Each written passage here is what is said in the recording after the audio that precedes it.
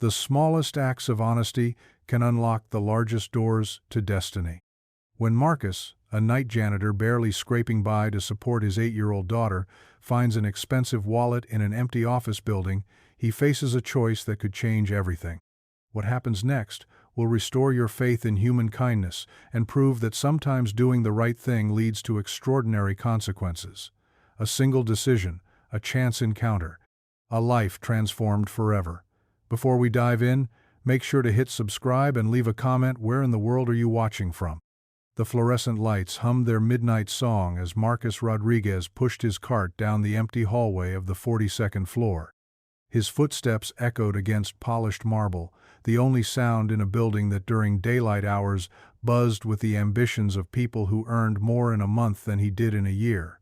He paused at the water fountain, pressing the button and watching the arc of water disappear down the drain. 8 hours into his shift, 4 more to go. His lower back ached, a constant companion since he'd started this job 3 years ago, but he'd learned to work through it. He had to. The corner office at the end of the hall belonged to someone important. Marcus had never seen the occupant, but the nameplate read, Victoria Chen, Senior Partner. The desk was always pristine when he arrived, papers stacked with military precision, not a coffee ring or pen mark out of place. Tonight was different.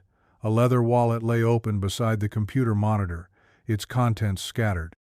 Credit cards, cash, business cards all spread across the mahogany surface like playing cards after a lost hand.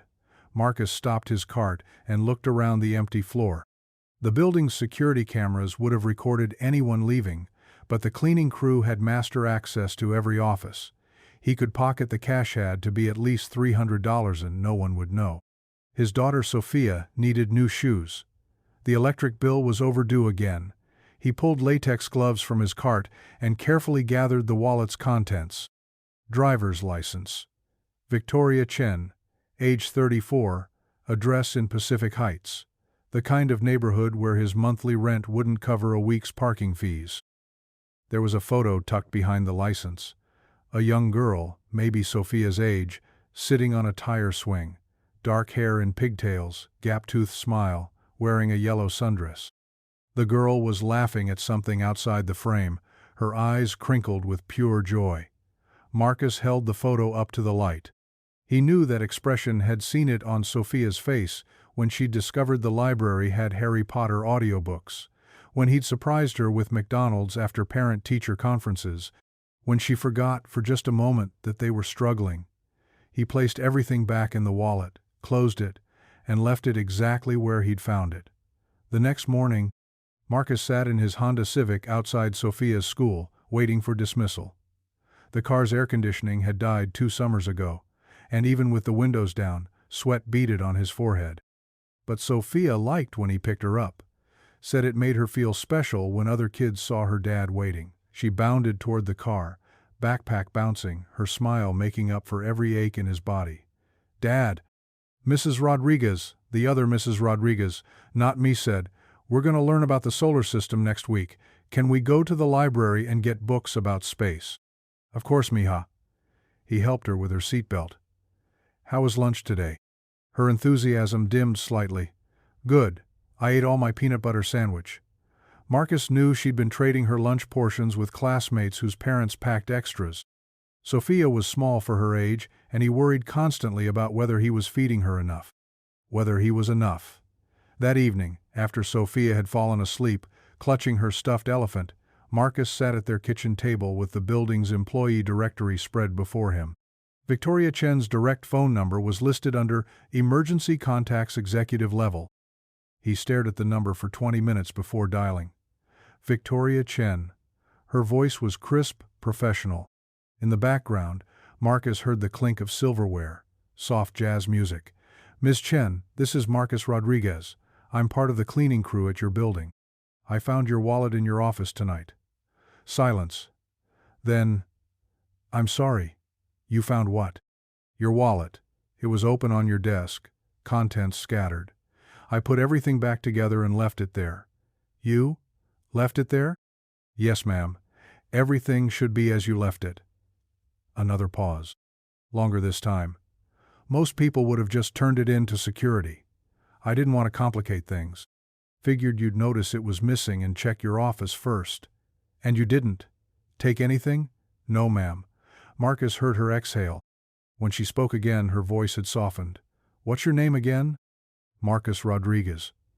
Marcus, I need to ask you something, and I want you to be honest. Was there money in the wallet? Yes. How much? Marcus hesitated. I didn't count it, but it looked like a lot. Victoria was quiet for so long that Marcus thought the call had dropped. Are you there, Miss Chen? I'm here. Marcus, I'd like to meet you, to thank you properly. That's not necessary.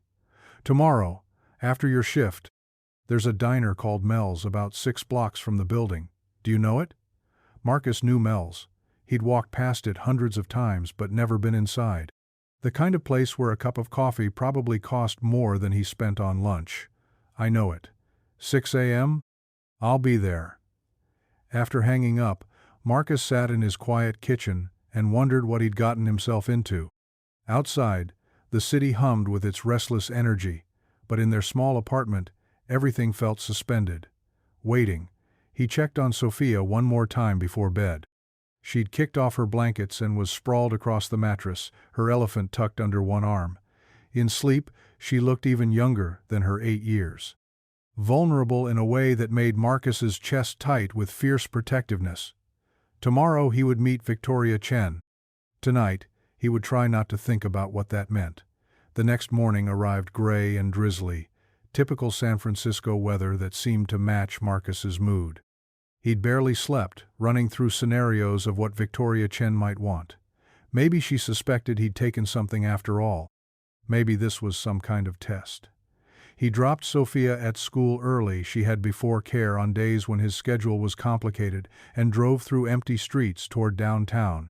The city looked different in the pre-dawn hours, softer somehow, as if the harsh edges of daytime ambition hadn't yet sharpened. Mel's Diner occupied the corner of a building that had probably been elegant once. Now it wore the patina of decades, chrome fixtures dulled, red vinyl booths cracked with age. But it was clean, and the smell of coffee and bacon made Marcus's stomach growl. He ordered black coffee and sat in a booth near the window, watching early commuters hurry past. His hands were rough from years of physical work, and he found himself hiding them under the table, suddenly self-conscious. At exactly 6 a.m., the door chimed, and Victoria Chen walked in. She was smaller than Marcus had imagined, maybe 5'4", wearing dark jeans and a white blouse that probably cost more than his monthly groceries. But it was her eyes that caught him. Brown, intelligent, with a wariness that felt familiar. The expression of someone who'd learned to be careful about trust. She scanned the diner until she spotted him, then walked over with confident steps. Marcus? He stood, nearly knocking over his coffee. Ms. Chen. Victoria, please. She slid into the booth across from him. Thank you for meeting me. Up close, he could see she was tired. Not just morning tired, but bone-deep exhausted in a way Marcus recognized. The weight of carrying too much, alone. Can I ask you something? She said, after ordering coffee from the waitress. Sure. Do you have children? The question surprised him. A daughter. Sophia. She's 8. Victoria nodded, as if this explained something. The photo in your wallet, Marcus said. Your daughter? My niece, Emma. She lives with me now. Victoria's fingers wrapped around her coffee mug. Her parents, my sister and brother-in-law, died in a car accident 6 months ago. I'm sorry. She's been having a hard time, nightmares, problems at school. The therapist says it's normal, but... Victoria's voice trailed off. Marcus waited. He'd learned that sometimes people needed space to find their words. I keep thinking I'm failing her. I don't know how to be a parent. I work too much. I travel too much. Before this, my biggest responsibility was keeping my succulents alive, and I killed those too. The laugh that followed was hollow, self-deprecating. Why are you telling me this? Marcus asked gently. Victoria looked out the window, watching a homeless man arrange cardboard under a bus stop awning. Because last night, after we talked, I went back to my office to get my wallet, and I realized something. She turned back to Marcus. You could have taken everything, the cash, the credit cards. You could have made my very bad day infinitely worse. But you didn't. Anyone would have done the same thing. No, Victoria said firmly. They wouldn't. Trust me, I've learned that the hard way. The waitress refilled their coffee. Steam rose between them, creating a momentary veil. I looked you up, Victoria continued. In the employee records. You've been with the cleaning company for 3 years. Perfect attendance, no complaints. Before that, you worked construction until you were injured on the job. No workers' comp claim. Marcus shifted uncomfortably. How do you— I'm a lawyer. Due diligence is what I do. Victoria leaned forward. You're raising your daughter alone. Her mother isn't in the picture. She left when Sophia was 2, said being a parent wasn't what she expected. And you've been managing alone since then. We manage fine. But even as he said it, Marcus knew it wasn't entirely true. They survived, they got by, but fine was a generous description of their constant balancing act between rent and groceries, between Sophia's needs and his pride. Victoria studied him for a long moment. I have a proposition for you. Marcus's stomach clenched. Here it comes, he thought, the catch. The price of honesty. I need help with Emma, someone who understands what it's like to raise a child, especially a child who's been through trauma, someone I can trust. Victoria paused. Someone who returns wallets instead of taking them. I don't understand. I'm offering you a job, as Emma's nanny, full-time Monday through Friday. Salary, health benefits, paid vacation. Marcus blinked. I'm not qualified to be a nanny. You're qualified to be a father. Right now, that's more than I've got. Ms. Chen Victoria, I appreciate the offer, but I already have a job. Cleaning offices for minimum wage, no benefits, night shift, that means you barely see your daughter, except for school pickup. Victoria's voice wasn't judgmental, just matter of fact. This would be different. You'd be home with Sophia every evening. You'd have health care for both of you. And you'd be helping a little girl who needs someone who understands loss. Marcus felt dizzy. The offer was too good, too sudden. There had to be something wrong with it. Why me? You don't know me. I know enough. You could have stolen from me and didn't. You called to return something instead of just turning it in to security. And when you talked about your daughter, your whole face changed. That's not something you can fake. Outside, the morning was fully arrived. Coffee shops and restaurants opened their doors. The city was waking up, starting another day of negotiations and ambitions and small betrayals. I need to think about it, Marcus said. Of course. Victoria pulled a business card from her purse and wrote something on the back. That's my personal number. Call me when you decide. She stood to leave, then paused. Marcus? The photo in my wallet? Emma laughing? That was taken the day before her parents died. It's the last picture I have of her really, truly happy. When I saw that you'd been careful with it, that you'd put it back exactly where it belonged. Victoria's voice caught slightly. That told me everything I needed to know about who you are. After she left, Marcus sat alone in the diner, turning the business card over in his hands. The morning light slanted through the window, illuminating dust motes that danced and settled, in endless, invisible patterns. Marcus drove through Pacific Heights with the GPS on his phone, repeating directions he'd already memorized. Sophia sat in the passenger seat, unusually quiet, clutching her backpack like a life preserver. Are you nervous, Mija? She nodded without looking at him. What if she doesn't like me? She'll love you, how could she not? But Marcus's own stomach was twisted with anxiety. 3 days had passed since the diner meeting. 3 days of weighing pros and cons, of calculating risks and possibilities. In the end, it wasn't the salary or benefits that decided him, though both were life-changing. It was the memory of Victoria's voice when she talked about her niece. The same helpless love he heard in his own voice when he talked about Sophia. The house sat behind wrought iron gates, a Victorian painted sage green with white trim. Not the largest house on the block, but elegant in a way that spoke of old money and careful taste. Marcus pulled into the circular driveway, feeling like an imposter. "Dad, this is like a castle." "It's just a house, Sophia, with people inside who need friends, just like us." Victoria opened the door before they could knock. She'd traded her business attire for jeans and a sweater, but she still looked polished in a way Marcus knew he never would. "You came," she said, and he heard genuine relief in her voice. "We came," Marcus corrected, placing a gentle hand on Sophia's shoulder. "Victoria, this is my daughter Sophia." Sophia had prepared for this moment, practicing her greeting in the car. But now she simply stared up at Victoria with wide eyes. "Hello, Sophia. I'm very glad to meet you." Victoria crouched down to Sophia's level. "Would you like to meet Emma? She's in the backyard." The house was beautiful in the way that magazines photographed hardwood floors that gleamed, furniture that looked both expensive and untouchable. But Marcus noticed other things too: mail stacked unopened on a side table, a wilted plant by the window, a child's drawing taped crookedly to the refrigerator. The backyard was enormous by San Francisco standards, with a garden that had once been carefully maintained but now showed signs of neglect. In the far corner, a small figure sat on a wooden swing, not swinging, just sitting. "Emma," Victoria called softly, "I have some people I'd like you to meet." The girl looked up, and Marcus saw immediately that this was the same child from the photo, but changed.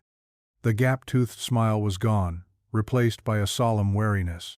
Her dark hair was pulled back in a ponytail that needed redoing, and she wore a dress that was clean but wrinkled, as if putting on clothes was an effort she could barely manage. "This is Mr. Marcus and his daughter Sophia." Emma studied them both with the intensity of someone much older than 8. Finally, she spoke. "Are you going to live here too?" The question caught both adults off guard. Victoria glanced at Marcus. "No, sweetheart," Victoria said. "Mr. Marcus is going to help take care of you during the day, while I'm at work, like Mrs. Patterson did." Mrs. Patterson, Marcus had learned, was the elderly nanny who'd quit 2 weeks earlier after Emma had stopped speaking to her entirely. Sophia, who had been quiet during the adult conversation, suddenly walked over to the swing set. "Can I sit next to you?" Emma scooted over slightly. The two girls sat in silence for a moment, swinging gently. "My mom died too," Sophia said matter-of-factly. Marcus froze. Sophia never talked about her mother, not even to him. "She didn't die," Sophia continued. "She just left. But it feels like dying sometimes." Emma stopped swinging and looked at Sophia directly for the first time.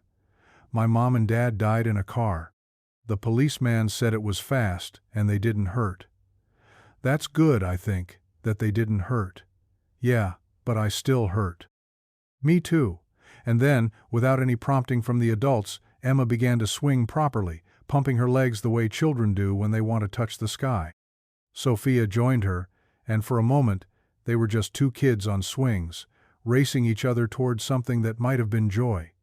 Victoria moved closer to Marcus, close enough that he could smell her perfume, something light and expensive.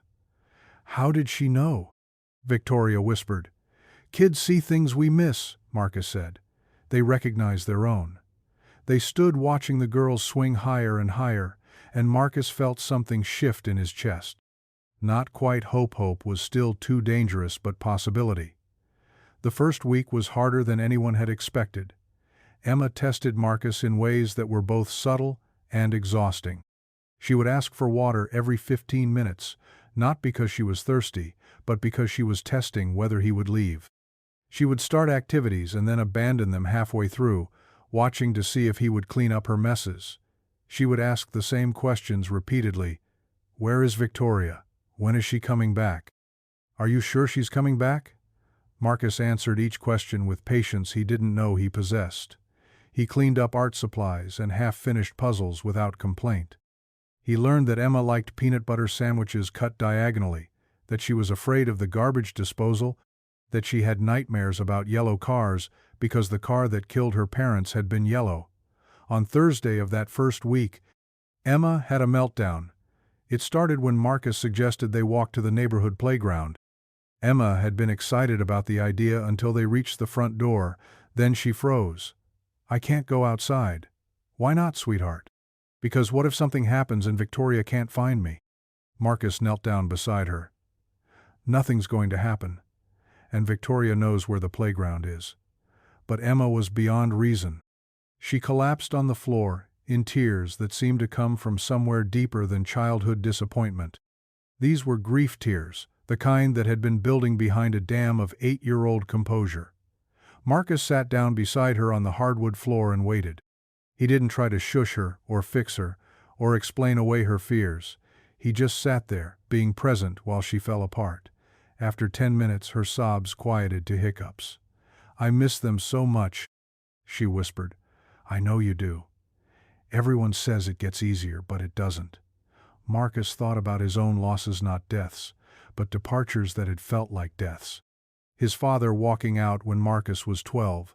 Sophia's mother leaving with nothing but a note saying she couldn't do it anymore. "It doesn't get easier," he said finally. "But you get stronger, and you find new people to love who help carry the weight." Emma looked at him with red-rimmed eyes. "Did someone help you carry your weight?" Marcus glanced toward the backyard where he could see Sophia through the window, reading under the oak tree. "Yes, someone very important helped me." "Sophia?" "Sophia." Emma nodded as if this made perfect sense. "Can we call Victoria and tell her I'm okay?" "Of course." They called Victoria's office, and Emma spent 5 minutes describing her morning in detail, what she'd eaten for breakfast, what book Marcus had read to her, how the cat next door had walked along the fence. Normal things. Precious things. When she hung up, Emma looked at Marcus seriously. "Are you going to leave too?" The question hit him harder than he'd expected. He thought about all the ways to answer with reassurance, with promises he might not be able to keep, with explanations about employment and circumstances. Instead, he told her the truth. "I don't want to leave. I like being here with you. But sometimes grown-ups have to make decisions based on things kids don't understand. What I can promise is that if I ever have to leave, I'll tell you the truth about why, and I'll make sure you're okay first." Emma considered this for a long moment. "That's what my dad used to say. That he'd always tell me the truth, even if it was hard. He sounds like a good dad." "He was the best dad." Emma paused. "You're a good dad too. Sophia is lucky." That afternoon, when Victoria came home early from work, she found Marcus and Emma in the kitchen making chocolate chip cookies. Emma was covered in flour, and Marcus wasn't much cleaner, but they were laughing about something. Emma was actually laughing, and the kitchen smelled like vanilla and butter and normal life. Victoria stood in the doorway watching them, and for the first time since her sister died, she felt like maybe this broken family might have a chance at healing. The shift happened gradually, like seasons changing. Emma began sleeping through the night without nightmares. She started talking about her parents, in present tense again. "My dad likes baseball," instead of "my dad liked baseball," as if keeping their memory alive meant keeping them alive too. Marcus found rhythms he hadn't known existed. Morning smoothies with Emma before Victoria left for work. Afternoon walks through the neighborhood where Emma would point out every dog and describe elaborate theories about their personalities. Evening dinners where all 4 of them sat around the kitchen table like a family that had grown together instead of being assembled from broken pieces. Sophia bloomed in ways that broke Marcus's heart with gratitude. Having a friend who understood loss gave her permission to grieve her own abandonment. Having access to Emma's life, the big house, the good school, the stability showed her possibilities she'd never imagined. "Dad," she said one evening as Marcus tucked her into bed in their small apartment, "are we going to be okay?" "We're going to be better than okay, mija. We're going to be happy." And for the first time in years, Marcus believed it might be true. But on a Friday afternoon in November, everything changed. Marcus was helping Emma with homework when Victoria's key turned in the front door. She was home 3 hours early, and from the way she moved, too careful, too controlled, Marcus knew something was wrong. "Emma, sweetheart, why don't you go play in your room for a few minutes?" I need to talk to Marcus about grown-up things." Emma looked between them, her new security making her sensitive to adult tension. "Is everything okay?"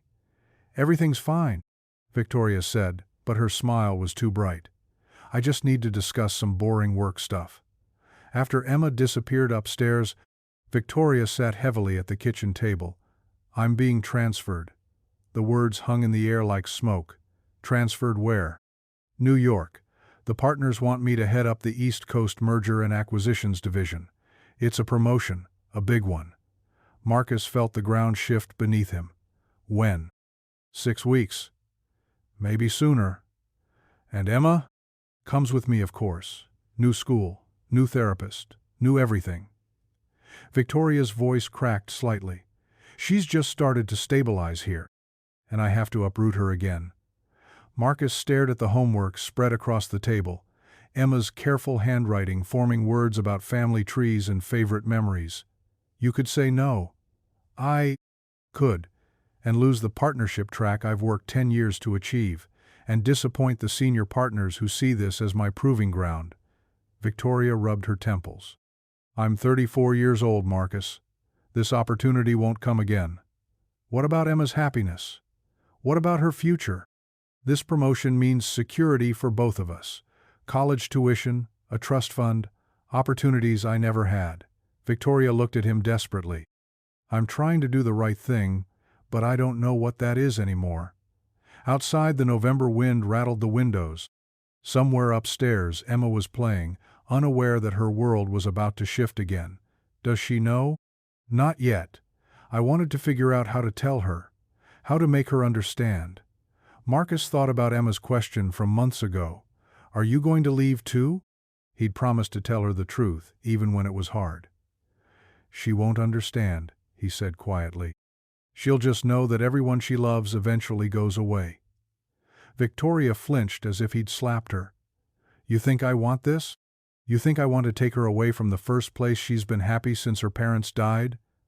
"I think you're scared," Marcus said. "Scared of staying in one place and building something real because real things can be lost." The accusation hung between them, too honest and too late to take back. Victoria stood up abruptly. "You don't know anything about my life. I know you work 16-hour days, because going home means being alone with a grief you don't know how to handle. I know you keep your relationships professional because it's safer than letting people see who you really are. And I know you're about to run away from the best thing that's happened to both of you because success feels more controllable than love."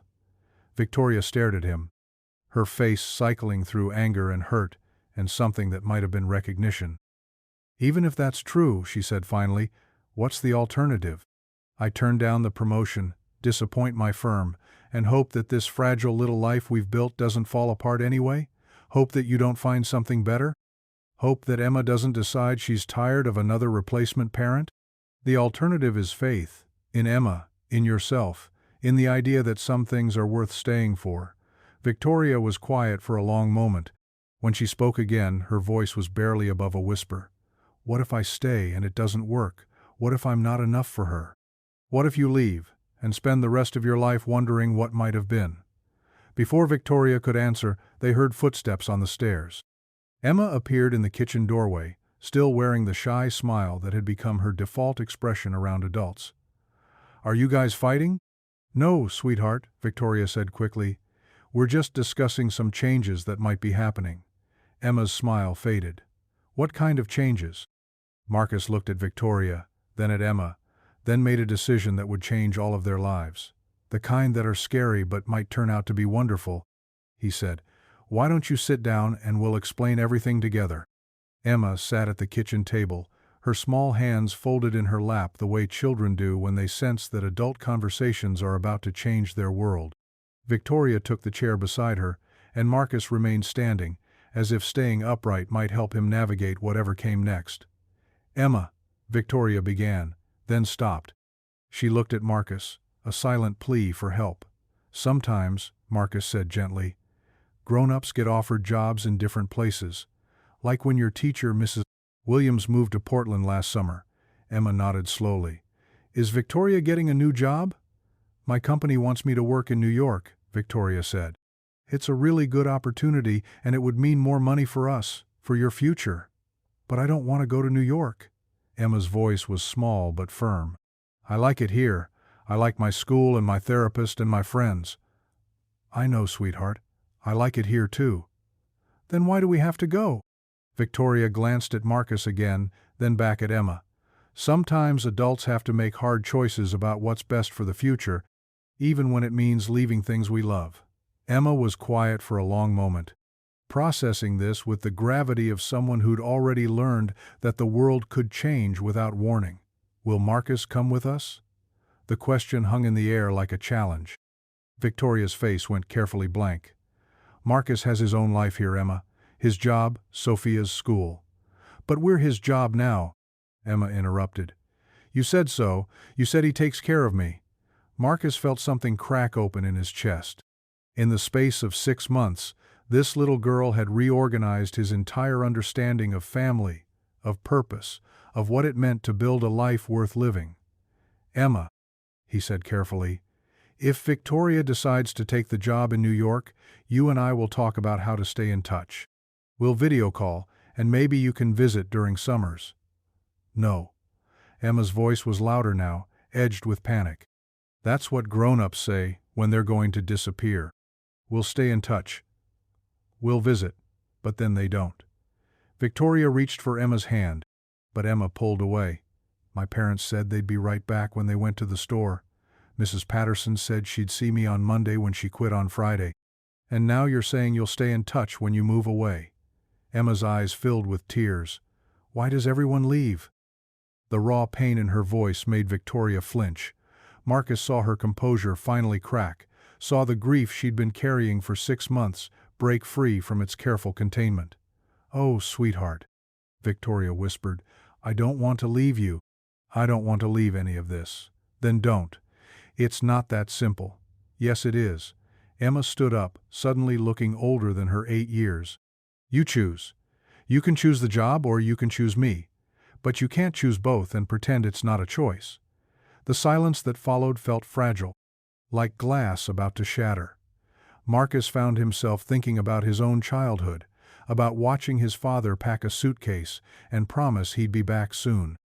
About the way his mother had tried to explain that sometimes people had to leave to find better opportunities, even when they loved you. About how he'd vowed never to put Sophia through that same confusion and abandonment.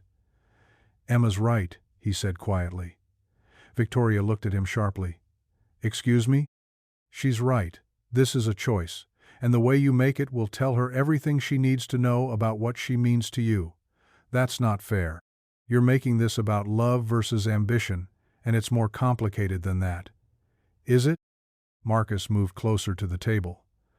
6 months ago, Emma was a little girl who'd stopped talking, stopped laughing, stopped believing the world was safe. Now she's advocating for herself, asking for what she needs, trusting adults enough to tell them the truth about how their choices affect her. That's not ambition that did that, Victoria. That's love. Daily, consistent, show up, even when it's hard love. Victoria stared at him, then at Emma, who was watching this adult conversation with the intensity of someone whose future hung in the balance. The partnership track will still be there in a few years. Or it won't. And you'll build something else. But Emma is 8 years old right now. She's grieving right now. She's learning to trust right now. You can't get this time back. Victoria stood up abruptly and walked to the window overlooking the backyard. The oak tree where Sophia often read was bare now, its branches reaching toward a gray November sky. What if I'm not enough for her? What if I turn down this promotion and I'm still the aunt who works too much and doesn't know how to braid hair or help with science projects? Marcus joined her at the window. What if you are enough? What if the fact that you're willing to stay, willing to choose her over everything else, is exactly what she needs to believe in love again? And what about you? Victoria's voice was barely audible. If I stay, if I turn down New York, what happens to this arrangement? You'd still be Emma's nanny, still be in my house every day, still be what? Victoria turned to face him, and Marcus saw something vulnerable in her expression, something she'd been hiding behind professional competence and careful boundaries. Still be the person I look forward to seeing every morning. Still be the one who makes Emma laugh when I can't. Still be the man who returned my wallet when he could have taken everything. The admission hung between them, honest and terrifying. Emma appeared beside them, having approached so quietly they hadn't heard her move. "Are you going to kiss now?" she asked matter-of-factly. "Because in movies, this is when people kiss." Marcus laughed despite the tension. "Movies aren't real life, Emma." "But feelings are real," Emma said. "And you have feelings for each other?" "I can tell." Victoria knelt down to Emma's eye level. "What if I told you I decided not to take the job in New York? What if I stayed here, with you, and we kept building this life we've started?" "I'd say that's the best news ever," Emma paused. "But I'd also ask what changed your mind." "You did. You and Marcus and this whole strange, wonderful family we've accidentally created." Victoria glanced up at Marcus. "Sometimes the best opportunities aren't the ones that take you away from what you love. Sometimes they're the ones that let you stay." That evening, after Emma had gone to bed and Marcus had driven home to his own apartment, Victoria sat in her kitchen with her phone in her hand. She stared at her boss's number for 20 minutes before dialing. "Richard, it's Victoria. I need to talk to you about the New York position." The conversation was brief and professionally brutal. Richard Cheno relation, despite the name, didn't hide his disappointment. The partnership track would indeed be affected. Her career trajectory would slow. Other opportunities might be harder to come by. Victoria listened to each consequence with the detached calm of someone who'd already counted the cost and decided it was worth paying. "Is there anything I can say to change your mind?" Richard asked finally. Victoria looked around her kitchenette, Emma's drawing still taped to the refrigerator, at the second coffee mug in the sink, at the homework papers scattered across the counter. Signs of a life being lived rather than just managed. "No," she said. "There isn't." After hanging up, she poured herself a glass of wine and sat in the quiet house, listening to the sounds of home, the heater cycling on, the neighbor's dog barking, the distant hum of traffic. Normal sounds, precious sounds. Her phone buzzed with a text message. "Marcus. Emma asleep?" "Victoria." Finally, after 3 stories and 2 glasses of water. "Marcus. How did it go with your boss?" Victoria stared at the question, then typed and deleted several responses. Finally, she settled on the truth. "Victoria, I turned it down." Her phone rang immediately. "Are you okay?" Marcus's voice was gentle, concerned. "I think so." "Scared, but okay." Victoria tucked her legs under her on the couch.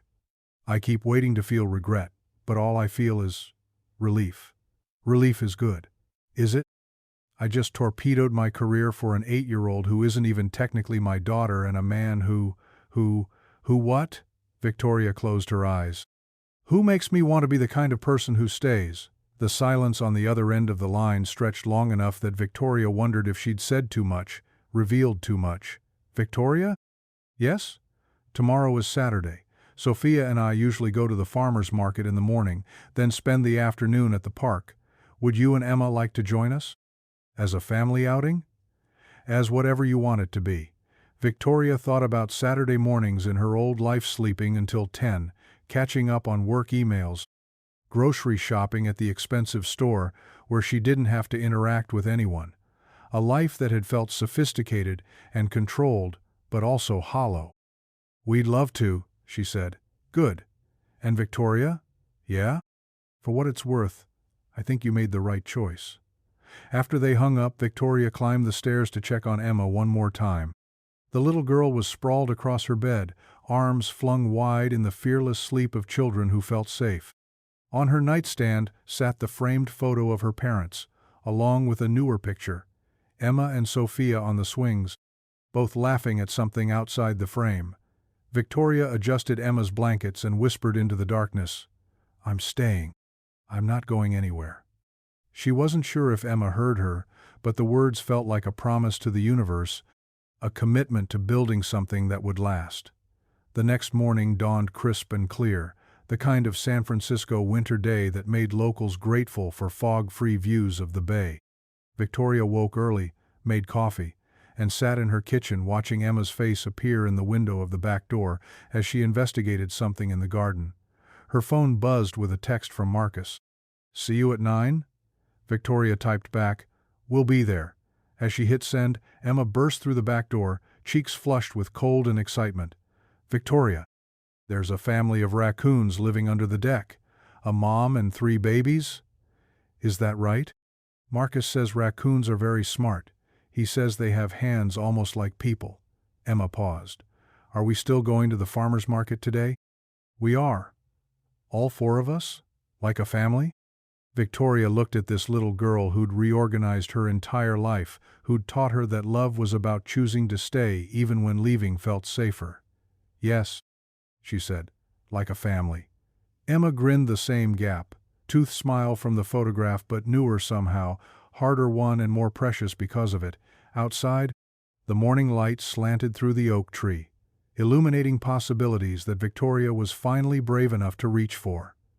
6 months later, the house felt different. Not the structure itself, the same sage-green Victorian with its wrought iron gates and oak tree in the backyard. But the rhythm of life inside had changed, settled into something that felt both intentional and effortless. Victoria had started leaving work at 5:30, a practice that initially horrified her colleagues but gradually became non-negotiable. She'd learned to braid hair through YouTube tutorials and trial and error, discovered that Emma preferred her sandwiches cut into triangles, not squares, and that bedtime stories were sacred time that couldn't be rushed or multitasked. Marcus had officially moved from employee to something more complicated, part nanny, part family friend, part man whose presence made Victoria's morning coffee taste better. He'd kept his small apartment but spent most evenings at the house, helping with homework and cooking dinners that all 4 of them planned together on Sunday afternoons. The girls had grown close in the way that children do when they recognize their own reflection in someone else's experience. Sophia still spent most nights at the apartment with Marcus, but weekends often found both girls camped out in Emma's room, whispering secrets and plans that made both adults feel simultaneously blessed and terrified. On a warm May evening, Marcus was teaching both girls to play chess on the back patio when Victoria's phone rang. She glanced at the caller ID and felt her stomach clench. "Richard?" "Victoria, do you have a minute?" She moved inside, away from the children's chatter. "What's up?" "I'm calling about the Henderson acquisition. We need someone to lead the team, and honestly, you're the best qualified person we have." Victoria felt the familiar pull of professional validation, the drug of being indispensable. "What's the timeline?" 6 months? Maybe 8? It would mean some travel. Nothing like the New York position, but probably a couple weeks per month in Chicago. And Victoria? This is the kind of case that could put you back on the partnership track. Through the window, Victoria watched Marcus patiently explaining the movement of nights to Emma, who was concentrating with the intensity of someone defusing a bomb. Sophia sat cross-legged beside them, already moving her pieces with confidence. "I need to think about it," Victoria said. "Of course. But don't think too long. The partners are meeting next week to assign teams." After hanging up, Victoria remained in the kitchen, staring out at her makeshift family. 6 months ago, she would have accepted immediately, grateful for the chance to rebuild her career momentum. Now, the decision felt more complicated. Marcus looked up and caught her eye through the window. Even from a distance, she could see his concern. She joined them on the patio, settling into the 4th chair they'd added to the table. "Who's winning?" she asked. "Me," Sophia announced. "Uncle Marcus says I have strategic thinking." Victoria smiled. Somewhere along the way, Sophia had started calling Marcus Uncle, and Emma had begun referring to Victoria as Aunt Victoria, even though the legal relationship was more complicated. The titles felt earned rather than assigned. "What about you, Emma? How's your game going?" Emma moved a pawn forward carefully. "I'm learning. Marcus says chess is like life. You have to think about consequences before you act." Smart advice. As the evening wound down and Marcus prepared to take Sophia home, Victoria found herself lingering on the patio, reluctant to break the spell of contentment that had settled over them. "Everything okay?" Marcus asked, returning from putting the chess set away.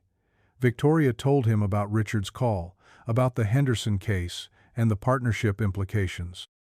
Marcus listened without interrupting, his face carefully neutral. "What do you want to do?" he asked when she finished. "I don't know.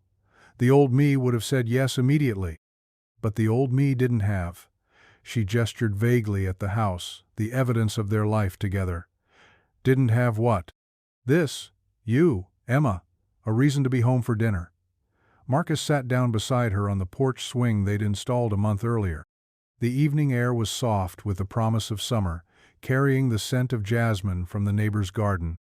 "You could take the case and make it work," he said finally. "Arrange the travel around Emma's schedule. Make sure she has support when you're gone. People do it all the time.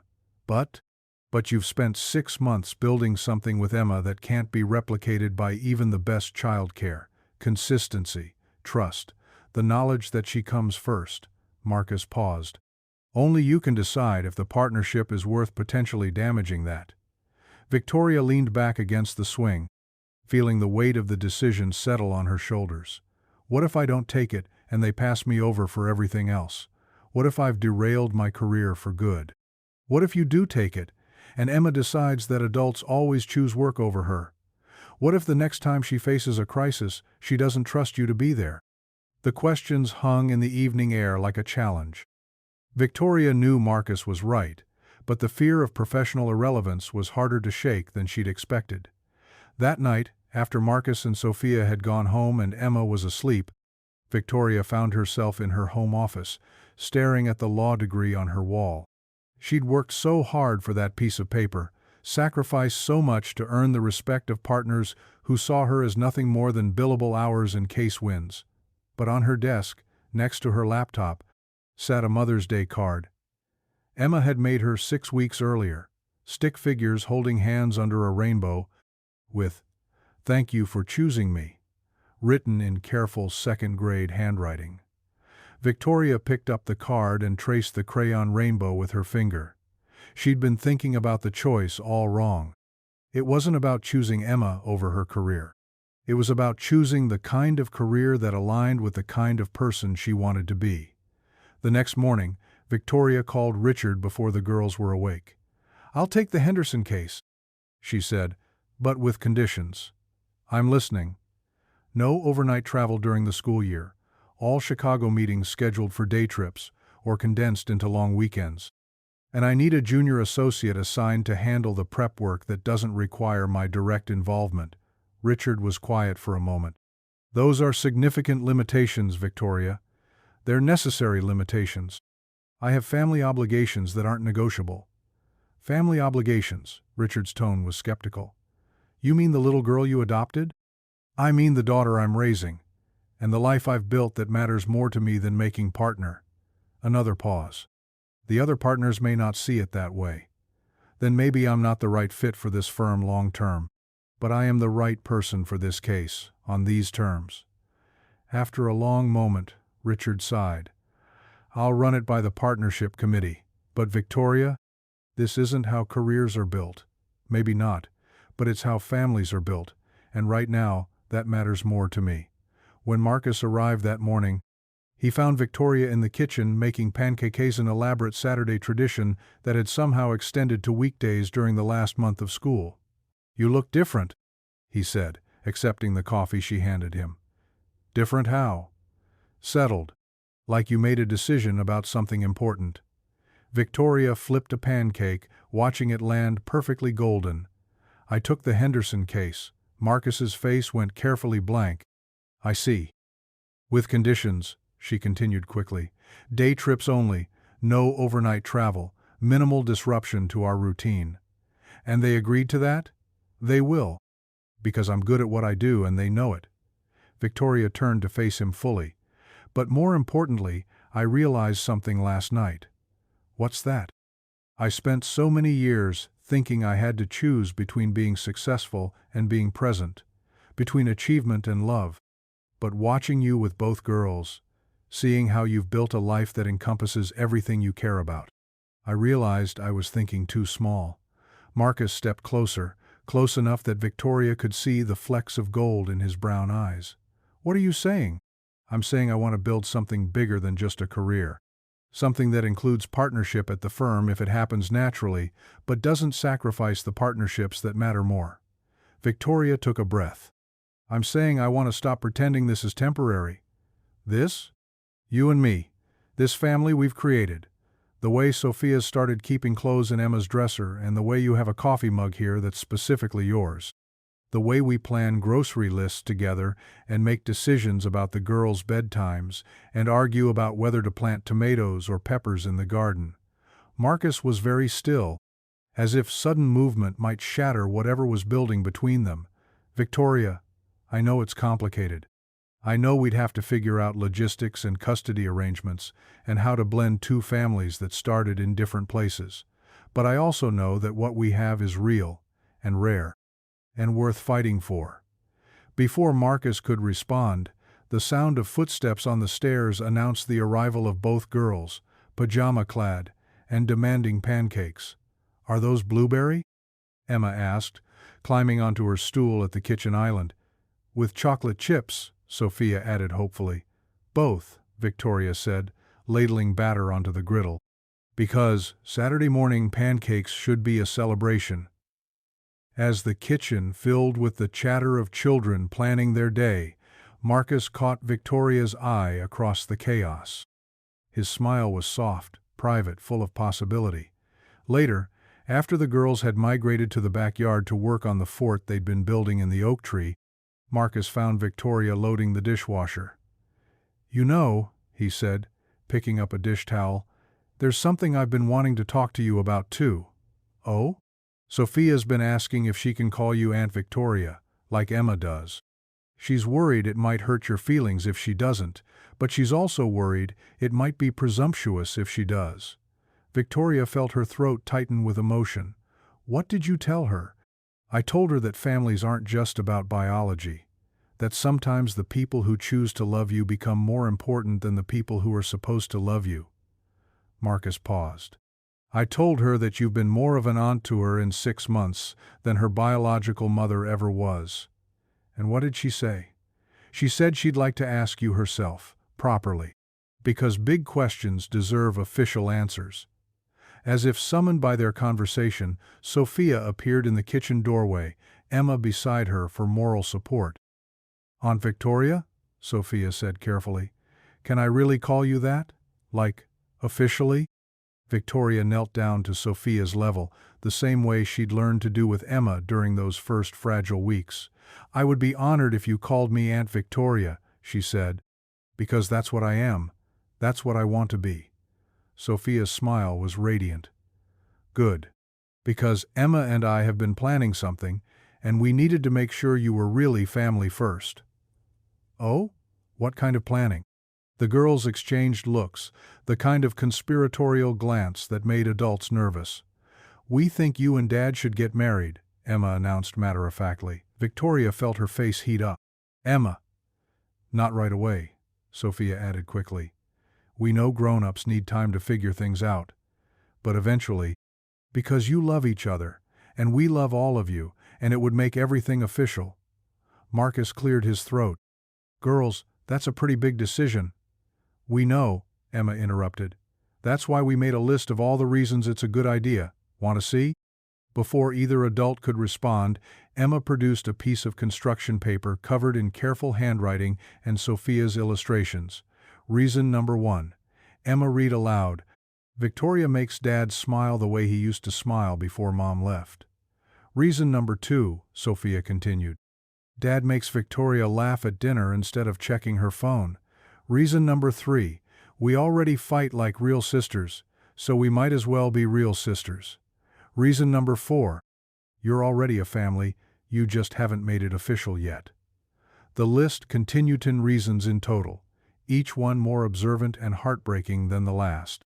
When Emma finished reading, both girls looked at the adults expectantly. Well? Sophia asked. What do you think? Victoria looked at Marcus. then at these two extraordinary children who'd somehow become the center of her universe. "I think," she said carefully, "that you two are very smart and very observant and very good at making lists." "But," Emma prompted, "but marriage is something that adults have to decide for themselves, in their own time. What you can know for sure is that we are a family, whether there's a wedding or not, whether there are official papers or not. We're a family because we choose each other every day." Emma considered this seriously. "So you're not saying no to marriage. You're just saying not yet." Victoria glanced at Marcus, who was watching this entire exchange with an expression of wonder and terror. "I'm saying that all the important decisions have already been made," Victoria said. "The decision to stay, the decision to choose each other, the decision to build something lasting. And the rest is just details," Marcus added quietly. "Exactly." Sophia nodded as if this made perfect sense. "Okay. But when you do decide to get married, can we help plan the wedding?" "If there's a wedding to plan," Victoria said, "you'll be the first to know." As the girls ran back outside, their mission apparently accomplished, Victoria and Marcus stood in the sudden quiet of the kitchen. "So," Marcus said eventually, "that happened. That happened. Any thoughts on their presentation?" Victoria considered the question seriously. "I think they make some very compelling points. The research was thorough, very data-driven approach. They looked at each other and burst into laughter, the kind of laughter that comes from relief and surprise and the recognition that life rarely unfolds the way you expect it to." "Marcus," Victoria said when they'd caught their breath. "Yeah? For the record, when the time comes to make those decisions official, I hope you know what my answer will be." Marcus stepped closer, close enough to touch her face, to trace the line of her jaw with fingers that were gentle and sure. "Yeah," he said softly. "I think I do." Outside, the afternoon light filtered through the oak tree, casting patterns of shadow and gold across the yard where two little girls were building a fort that looked suspiciously like a chapel, complete with an altar made of garden stones and a processional aisle marked with flower petals. Some plans, Victoria realized, had a way of taking root even before the planners were ready to acknowledge them. 1 year later, Marcus stood in the same office where he'd first found Victoria's wallet, but everything had changed. The cleaning cart was still there, pushed against the wall by the night crew, but Marcus wore a different uniform, now a navy suit that Sophia had helped him pick out, a tie that Emma had declared very professional. He was here for a meeting, not to empty trash cans. Victoria's law firm had offered him a position in their facilities management department after they'd learned about his background in construction and his attention to detail. It wasn't glamorous work, but it was daytime hours, good benefits, and the kind of steady employment that let him sleep at night without worrying about next month's rent. More importantly, it meant he could pick up both girls from school every afternoon. "Mr. Rodriguez?" The receptionist smiled at him. "Ms. Chen is ready for you."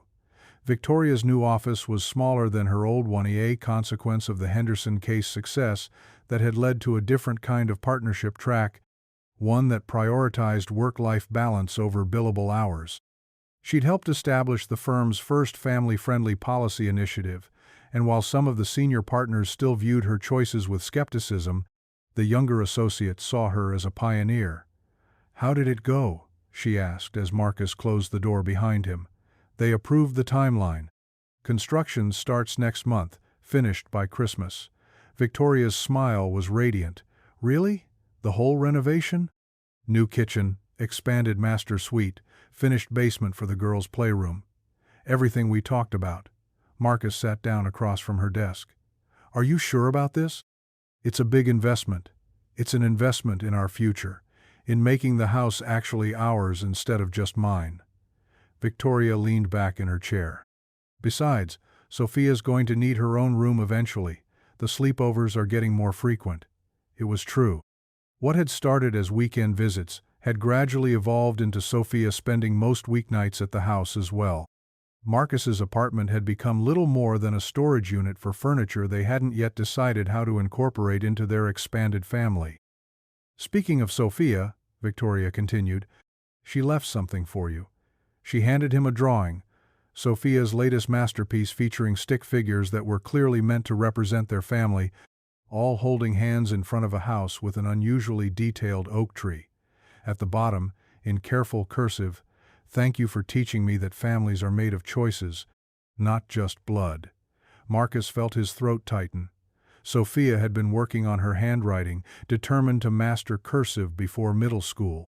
But it was the sentiment that undid him the recognition that this 8-year-old had learned something about love that some adults never figured out. "She's been working on that all week," Victoria said softly. "She wanted to give it to you today because she said today was special." Marcus looked up. "Special how?"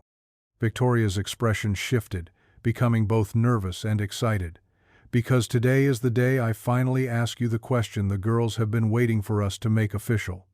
The office went very still. Outside, San Francisco hummed with its usual energy, but inside, everything felt suspended.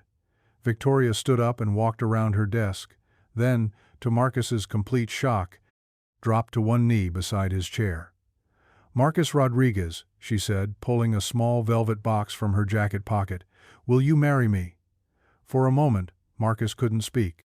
He stared at this extraordinary woman who'd transformed his understanding of what love could look like, not the desperate, grasping kind he'd known before, but something steady and sure and built to last. "Victoria, I know it's not traditional," she continued quickly. "I know men are supposed to propose to women, and I know we probably should have talked about this more first, but the girls are right. We're already a family. We're already building a life together.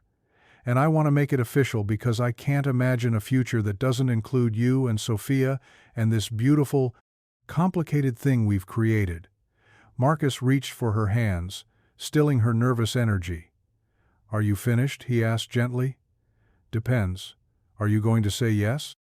Marcus laughed, the sound full of joy and disbelief and absolute certainty. "Victoria Chen, I would be honored to marry you. To officially become Sophia's stepfather and Emma's stepfather and your husband and part of this family that somehow grew from a returned wallet and two broken people who were brave enough to choose each other." Victoria's smile could have powered the entire building. She slipped the ring a simple gold band that somehow felt exactly right onto his finger, then kissed him with the enthusiasm of someone who'd been waiting her entire life for this moment. When they broke apart, Marcus noticed something. "Did you plan this with the girls? What makes you think that?" "Because," Marcus said, pointing toward the office door, "there are two faces pressed against the glass window, and they look suspiciously unsurprised by what just happened." Victoria turned to see Emma and Sophia in the hallway, both grinning and giving thumbs-up signs. A moment later, the door burst open. "Did he say yes?" Sophia demanded. "Did you give him the ring?" Emma added. "He said yes, and I gave him the ring," Victoria confirmed. Both girls erupted in cheers that probably violated several office noise policies. "When's the wedding?" Sophia asked. "Can we be bridesmaids?" Emma wanted to know. "Can we have the wedding in the backyard under the oak tree? Can we invite the whole class? Can we get a bouncy house?" Marcus held up his hands. "One question at a time. And maybe we should talk about wedding planning at home, not in Victoria's office." "Actually," Victoria said, "I think we should go home right now. I may have asked my assistant to clear my afternoon just in case." "Just in case, what?" Marcus asked. "Just in case you said yes and we wanted to celebrate as a family." An hour later they were all in the backyard, sitting under the oak tree where the girls had first become friends. Victoria had changed out of her work clothes into jeans and a sweater. Marcus had loosened his tie.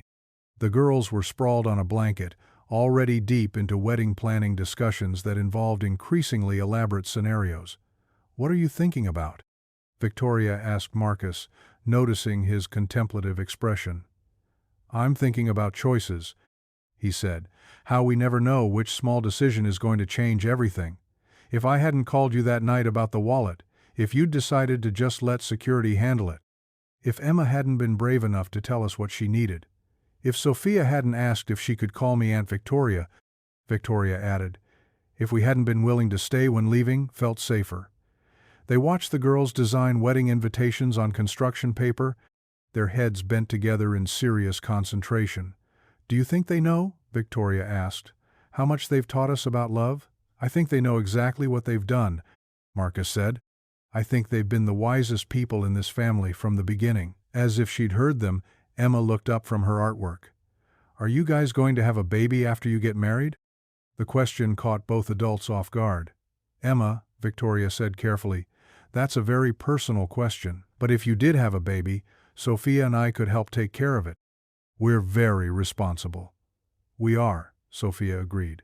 We already take care of each other. Marcus and Victoria exchanged glances. They hadn't talked about more children, yet there had been so many other changes to navigate first. But looking at these two girls who'd taught them that family was about choice and commitment rather than biology, the possibility felt less like a question and more like another adventure they might choose to take together. If we ever decided to have a baby, Victoria said, you would definitely be the best big sisters any baby could ask for. But that's a decision for later, Marcus added. First we plan a wedding. Then we finish the house renovations. Then we see what other adventures come our way. Emma nodded solemnly. That's very sensible. Adults should take things one step at a time. As the afternoon faded into evening, they moved inside for dinner meal. They cooked together in the kitchen that would soon be expanded, but already felt perfect for their purposes. They talked about wedding dates and guest lists, and whether it was too presumptuous to include the phrase, the girls were right in their vows. After dinner, while Victoria helped Emma with math homework and Sophia read in the living room, Marcus stepped outside to call his daughter's school. Hi, this is Marcus Rodriguez, Sophia's father. I need to update her emergency contact information and living situation. She'll be living primarily at a new address starting next month. And I need to add Victoria Chen as an authorized pickup person and emergency contact. As he gave the school secretary the details of their new life, Marcus realized this was the conversation he'd been unconsciously preparing for since the day he'd first found that wallet. Every choice since then had led to this moment, this family, this house, this future they were building together. When he came back inside, he found all three of his girls in the living room, Emma and Sophia flanking Victoria on the couch as she read aloud from a book about a family of mice who lived in a dollhouse. The scene was so perfectly ordinary and extraordinarily precious that Marcus had to stop in the doorway just to take it in. This was what happiness looked like, he realized. Not the dramatic, overwhelming kind that movies promised, but the quiet, daily kind that grew from small acts of love repeated over time.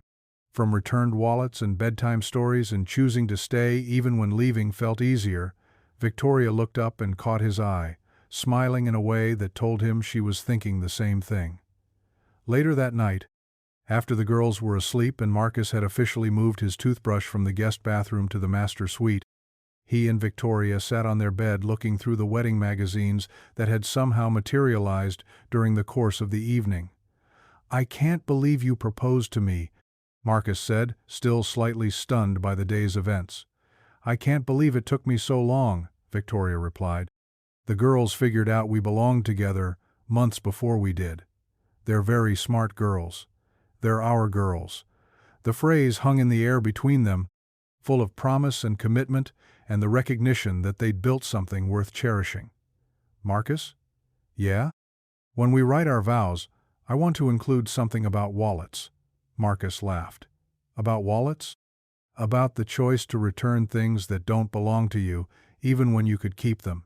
About doing the right thing even when no one is watching. About the kind of person who calls a stranger to return her wallet instead of just dropping it off with security. And what would you say about that? Victoria was quiet for a moment, thinking. I'd say that's the moment I fell in love with you, even though I didn't know it yet. Not when we met at the diner, not when I watched you with Emma, but that phone call. When you could have just done the minimum, but you chose to do more than was required. That's when I knew you were the kind of person I wanted to build a life with. Marcus pulled her closer, marveling at the path that had led them here from that scattered wallet to this shared bed, from two broken families to one whole one. "So we'll mention the wallet in our vows," he said. "Definitely. And the girls will probably cry." "Definitely. And we'll promise to keep choosing each other, even when it's hard. Especially when it's hard." Outside, the city settled into its nighttime rhythm. In the room across the hall, Emma slept peacefully, no longer afraid that the people she loved would disappear. Down the hall, Sophia dreamed in the bedroom that would soon officially be hers, secure in the knowledge that families could be chosen and chosen again, day after day. And in the master bedroom of a sage-green Victorian in Pacific Heights, two people who'd learned that love was built from daily choices fell asleep, planning a future that had started with the simple decision to return something that wasn't theirs.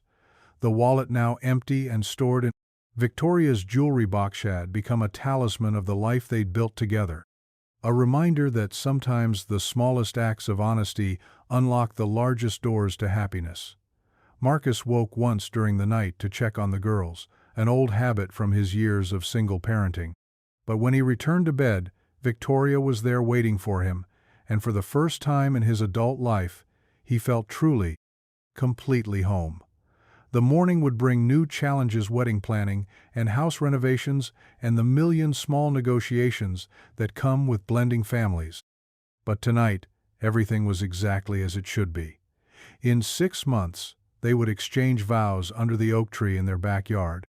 With two beaming flower girls and a reception that featured both a string quartet and a bouncy house. Victoria would wear her grandmother's pearls, and Marcus would wear the tie Emma had picked out. They would promise to choose each other every day, in small ways and large ones, for as long as they both lived. But the real marriage had already happened. One returned wallet and one honest phone call and one decision to stay at a time. Love, Marcus had learned, was not something you fell into. It was something you built, choice by choice, day by day, with people brave enough to believe that some things were worth staying for.